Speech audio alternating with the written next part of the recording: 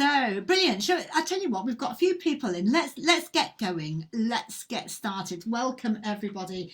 Jem says hi. Steve says hi. So we've got a few people saying hi. Keep saying hello. It's lovely to see that you're all here. Welcome to this Facebook Live from Bristol Community Land Trust and Community-Led Homes West. You may know that during January, we're doing a few of these short events where you're going to get to meet and hear from people who are doing amazing things. They're creating community-led housing across Bristol. Now, for anyone who isn't familiar with community-led housing, this is housing where literally individuals come together and create housing projects and build decent and affordable homes. Anyone can start, volunteer and deliver a community-led housing project, whether it's a community land trust, a co-op, a co-housing project, or even if you build it yourself. And if you want to find out more about all of those, just go to communityledhomeswest.co.uk. We are going to talk to an architect in a minute, but I do need to say you don't need to work in housing. You don't need to be an architect. You don't need to be a builder. If you just think that change is needed, you can lead that change. And that's what these live streams are for. They're to show you the people who are doing exactly that. They're making the change, and hopefully they're going to give you ideas and inspiration. So my name's Peg Alexander. I'm a TV and radio presenter and journalist, and I also work for a national charity, the Community Land Trust. And today we are meeting two people from Furze Housing Cooperative. Before I introduce Amelia and Taus, this is an interactive live stream, and it'll be so much better if you join in. Basically, we love it when you join in, so keep the chat going, share with others on Facebook that you're watching now. If you watch later as well, you can also join in, make comments, ask questions. I'm monitoring the chat. I'll bring them into the conversation. So let's move on. Let me introduce Amelia and Taus, who are sitting in the brilliant sunshine. Hi. Hi guys. Hello. Hi. They are both from Furze Housing Co-op. Now, in 2020, Furze was just a group of friends dreaming of creating some eco housing with a new vibe and no landlord. Now they are a co-op. They've got a site where they are, and they're working collaboratively to look and think about the design of their new homes. Over the next half hour, we're going to talk about how that's happened so quickly, about their vision, and hopefully they're going to inspire you about their scheme. So one of you kind of tell us about the scheme. Tell us why you are sitting next to what looks like on the screen some derelict garages. They are indeed derelict garages, very glamorous. We set up as a group 2 years ago at the beginning of lockdown, or before the first lockdown. A group of friends kind of got together, fed up with the private rental market and stuck in this cycle of looking for a new house and then having to move out at the whim of a landlord, and really just fed up with that and wanting to take some power back. So we started meeting and devising a plan. We had half an eye on the fact that Bristol City Council were planning to release some plots of land specifically for community-led housing. That was in the pipeline, so we had our eye on that. And then when that was launched, we were kind of ready and in a good position to put in a proposal for one of those sites. And this is one of the sites that was on offer. It's an old derelict garage site. In fact, there are two of them opposite, across the road from each other. I think we can only show you one of them today. But you're in Lockleys, aren't you? In Lockleys, yeah, which is in northeast Bristol. And yeah, we acquired the site through putting in a proposal with a business plan, some rough designs, a kind of vision of what we wanted to do, and we were fortunate enough to win it. For anyone who doesn't know, I probably won't get this technically correct. So anybody, you can put in the chat to let me know that I've not necessarily got this fully technically correct. But Bristol City Council has led the way nationally. I mean, it's been a real pioneer nationally in what's called its land disposal policy, where it identified a number of bits of land like the garages that you're sitting in front of, and it went through a process where it meant that community-led housing groups who had the vision, had the proposal, like yourselves, could come forward and make the argument for those bits of land. Yeah, exactly. I mean, they're not the most glamorous sites available in Bristol. Those ones get sold to developers.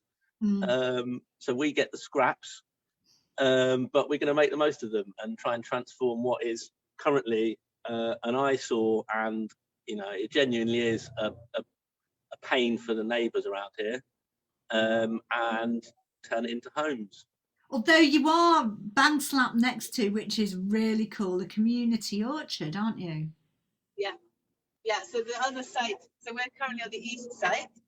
The west site, which is over there, is right next to a cycle path and the community orchard. And we've had really good conversations so far with the people who run that community orchard from their work days.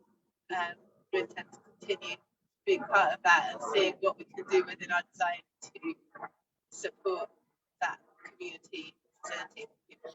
So the sound's just gone a little bit funny as you were talking, Amelia. Yeah, there's an aeroplane flew overhead. Oh, was an aeroplane? Okay, I wasn't sure if it was a train.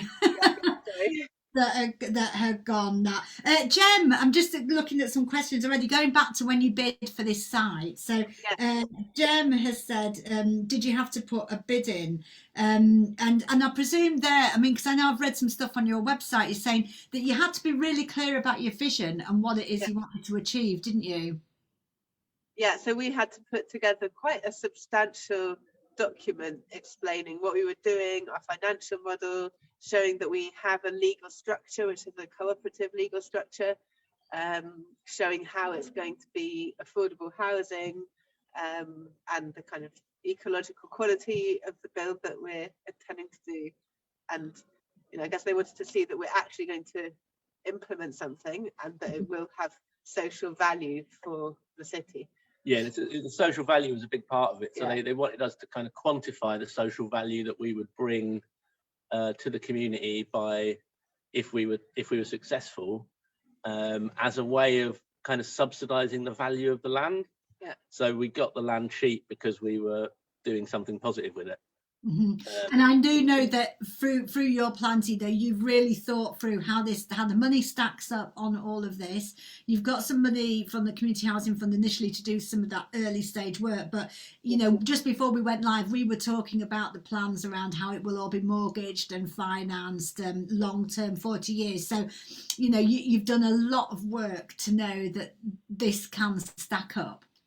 Yeah, and so the cooperative ownership structure of it is really important for us, and that means that the land, the buildings, will be owned by the legal entity, which is Furze Housing Co-op, and Furze Housing Co-op will own those buildings for the next 100 years, 200 years, who knows how long that will keep going, but that is going to be affordable rental housing forever. It won't ever be sold on, or if the housing co-op were to dissolve at some point, the asset or the value of the asset would go on to another housing co-op. So nobody is going to privately own homes and profit from changes in the value of those homes. That's kind of an asset lock. And that's very much kind of locked in by the council as the part of the land transfer, part of the contract. We get I think we're getting a 999-year lease. But the terms of that lease will be very strict in terms of not being allowed to profit from it, resell it, etc.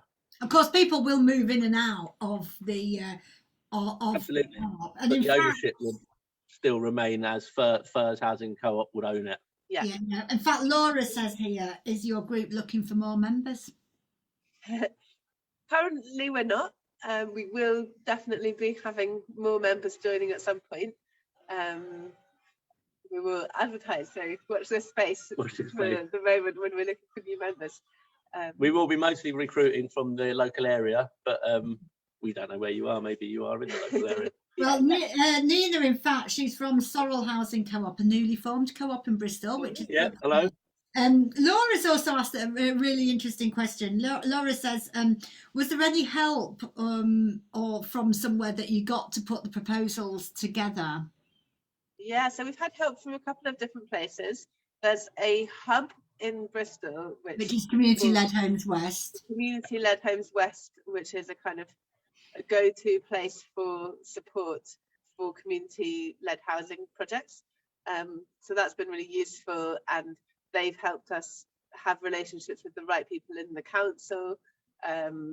They've had some funding, which has meant we could work with an enabler who has given us lots of professional advice. So that's been another source of support. And we've also been connecting with the wider housing co-op movement and really learning from the experiences of other housing co-ops to understand what the challenges are and what the kind of new ideas are around how to make it work in the long term. Because that's one of the things that I love about the whole, whether you're a co-op or a CLT or a co-housing project, one of the things that I feel, having been around community development for 30 odd years, there is such a wonderful spirit of sharing in the whole kind of in the whole community-led housing world, isn't it? People just want other people to get the best homes that they can, and everyone's sharing and supporting each other. Yeah, definitely, and it's been really valuable having that experience to draw upon within Bristol and further afield. But because there's been quite a healthy, vibrant sort of scene of this in Bristol, it's been great to just be able to draw on that experience and benefit from it. And we're really keen to pass that on into the future. Yeah. At the moment, we're very focused on our project, which is going very quickly, so we don't have much capacity to help other groups. Yeah. But once we've kind of had a bit of time to settle in, move in, etc., we really want to help other people to do similar projects, whether that's through advice or helping them through the process, or whatever kinds of support might be useful for people. Should we go on the tour? Come on, show us. Yeah. Show us. So I think you might turn the phone to the other camera, maybe. The camera? Yeah. Let me put the other camera on. Tell you what, and then I will ping. I should be able to when we've done that, I should be able to ping this so it moves. Okay, so someone's parked their van here. This is the garages. They've got lovely graffiti on them. That's the kind of dumping ground. Our neighbours. The council came and cleared out some of the garages before handing over the keys, but loads of it's still here. It's all kind of overgrowing blackberries. Around the other side, I don't know. So maybe just give us a bit of a sense of. So this is about half of this site, isn't it? Yeah, this is half one of the sites. And what you'll notice is that we're surrounded by other houses, in particular back gardens backing onto our site, which is quite unusual. And that's one of the things that make it a little bit kind of undesirable for normal house builders. Yeah, so this is the other side of this site. So how many homes will there be on this site then? What are you looking to put there? So we don't quite know kind of how many bedrooms there'll be per home, but we're looking to try and fit about 20 bedrooms.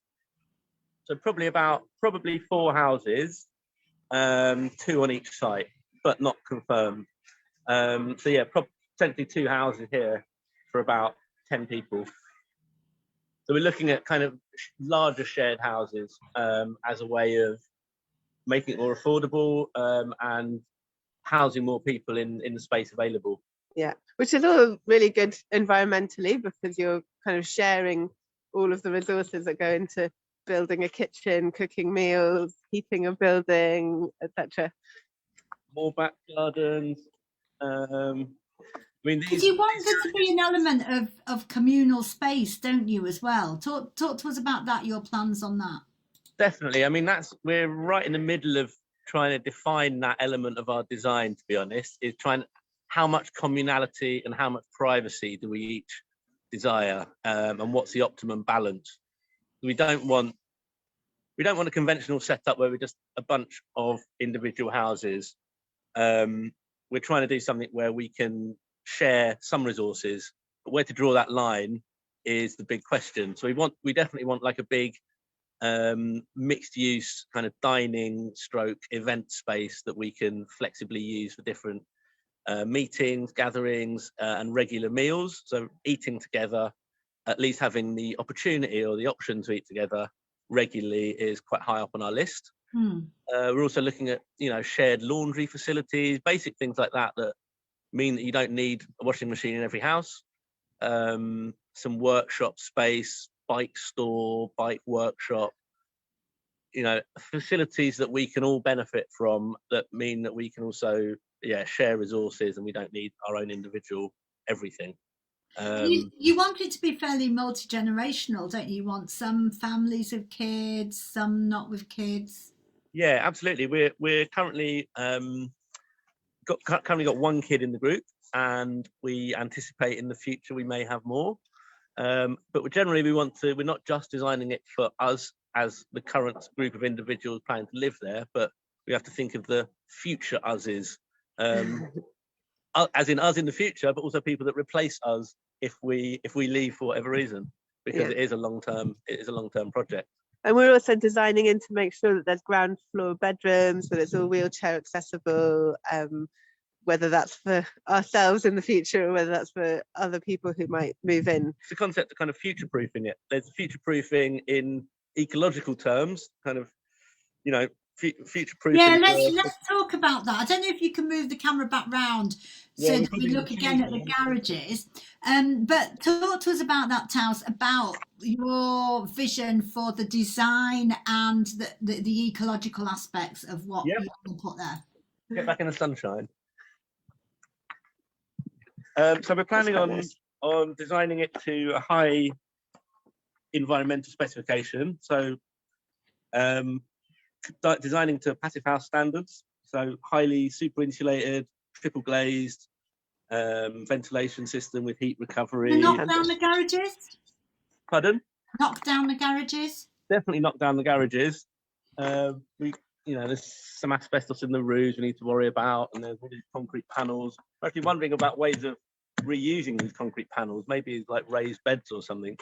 But we would aim to make the designs of the houses eventually, when they get built, to be zero carbon in operation, so that we generate all of the electricity on site with renewable energy, and we reduce the amount of energy that the houses need to stay warm as much as possible, so that can all be met by the on-site renewable energies. Wow. How do you do it to be actually zero carbon? How do you do it? Yeah. Talk to us a bit about some of the provisions. You can have grass on the roofs. What sort of stuff? The grass on the roofs won't help us be zero carbon, but the local insects and birds will appreciate it. Probably going to use solar panels. We're probably going to go completely gas free as well, so fossil fuel free. So it'd be an all electric house, heated with heat pumps, or at least with hot water, probably with heat pumps. Space heating isn't really required if you design them well enough. So if they're well enough insulated and triple glazed with heat recovery ventilation and high levels of air tightness, it should be basically zero heating requirements. Some small amount of heating would be required, but that's the big trick, and the rest is then just generating enough electricity with. Say you're an architect. You are an architect. So I'm an architect. Yeah. So I'm not asking you unreasonable questions, but Sophie, Not at all, no. Sophie on Facebook, she says, "How will you adapt the plans to fit the site in terms of the shape and the condition of the ground?" Condition of the ground. Well, this is what we're trying to figure out at the moment. Is the shape and the how we all lay them out is exactly what we're in the middle of. So I don't have any drawings we can share with you at the moment, I'm afraid. But watch this space. But the ground conditions we don't know much about yet. One of the issues about this area, though, it was bombed quite heavily in the Second World War because of. Can you see Purdown from over here? Oh, I don't know. Let's. There's there's a communications tower on one of the tallest hills in Bristol, just over there, Purdown, and that has an anti-aircraft artillery barracks in the war. So this area all got bombed loads. In fact, that's probably why this area is here now. But the reason I'm saying this is because there might be unexploded bombs in the ground. That's one of the warnings that come back from from preliminary surveys that that the council got commissioned. But yeah, how we fit the houses in here is very much the question of the moment. That's what we're trying to resolve. Yeah, and you do want to you want to very much do that design with the people who are going to be living in the homes. I mean, to me, that is just, it's like a dream. Honestly, it's just wonderful. The idea that you actually get to input into the design of your own homes is just fab. Yeah, I mean, that is the beauty of it. But we do have to be a little bit careful, like I was saying, because we are designing for us in the future, or different uses. So we can't make it too bespoke and weird for our particular taste. It has to be flexible enough to be adaptable to different people in the future. So that's just one of those things to bear in mind when you get into these kind of group decision making processes. You have to kind of also think about how things are changing, how society is changing, how, you know, one of the big issues that we're thinking about at the moment is parking.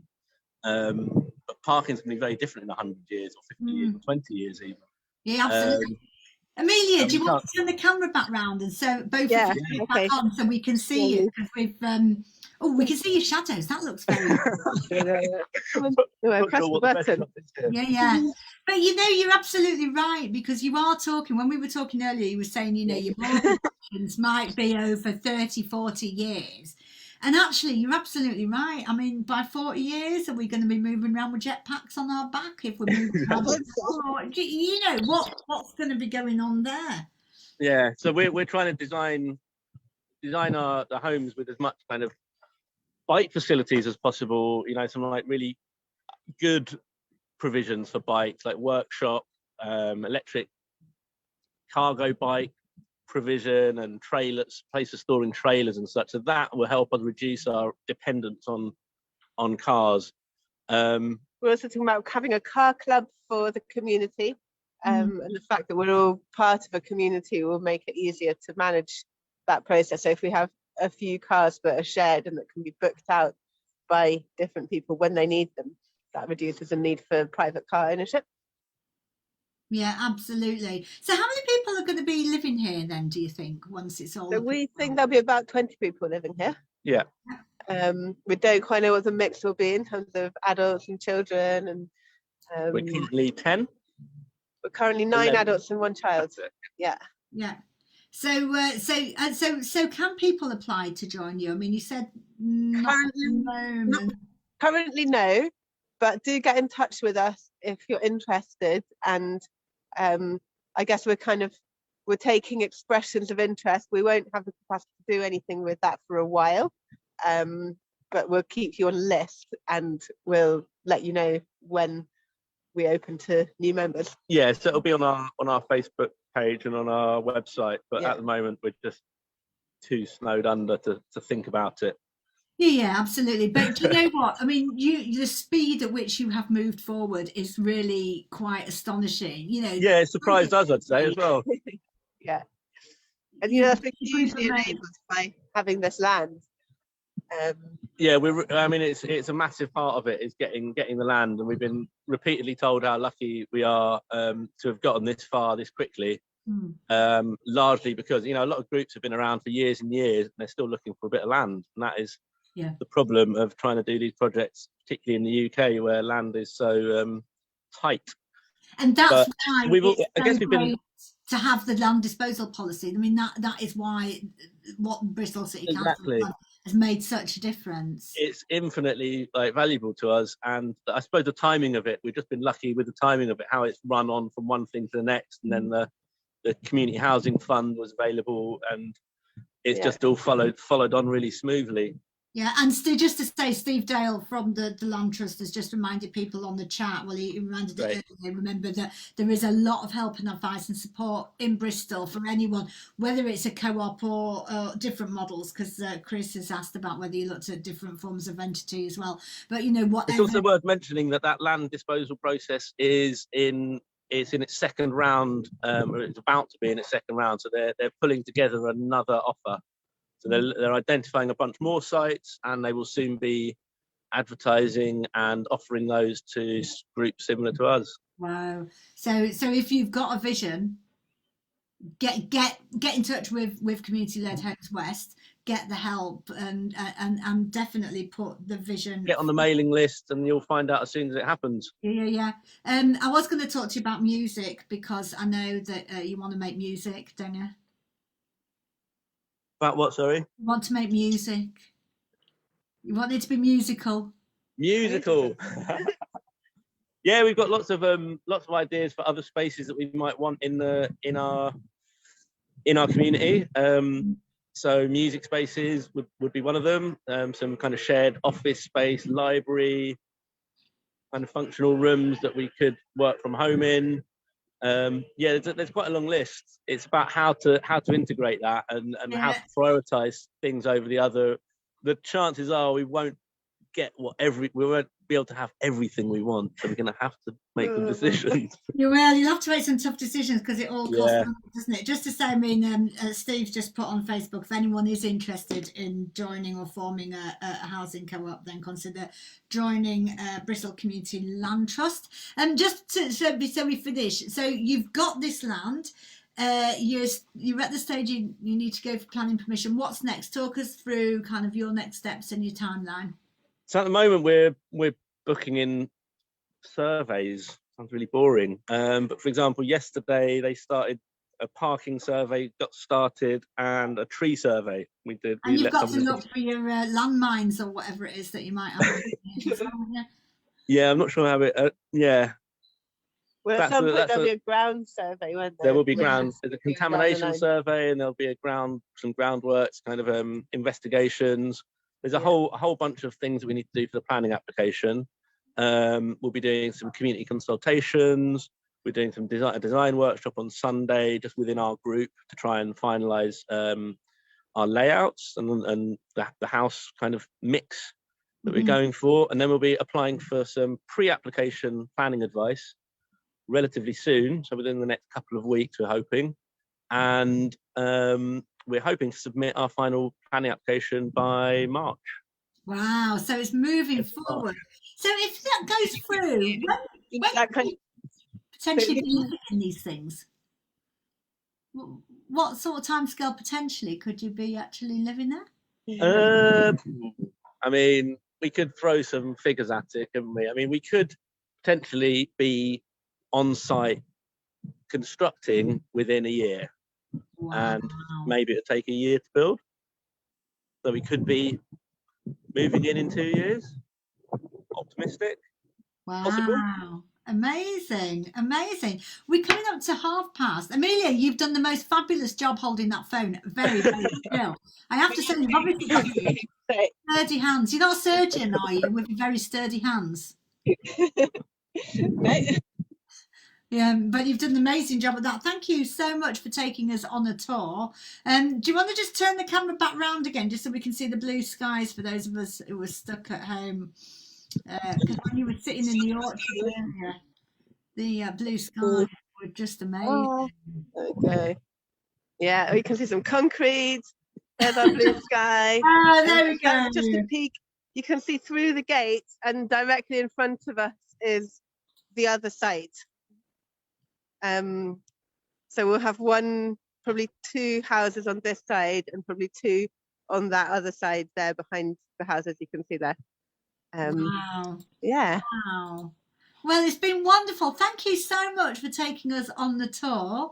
Yeah, thank you very much. And I know people have been enjoying it on the chat. It's been great to see it. Hopefully we'll be able to come back in a few years and be able to see your wonderful passive house, eco houses, with you all sitting outside strumming your guitars and your car share and all of that, and big smiles on your faces. Yeah, Brilliant. yeah, Thanks for having us. absolutely. Thank you. Thank you so much. Good luck with everything. Furze Housing Co-op, Amelia and Taz, thank you so Brilliant. much. Thanks And a thank lot. All the everybody best. who's been watching at home. We will be back next week. We're back on Monday. We're going to be meeting Jack from Bricks.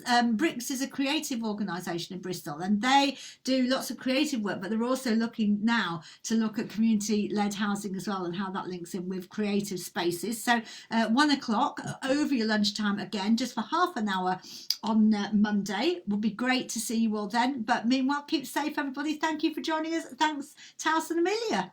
Wonderful. Bye. Cheers. Bye bye.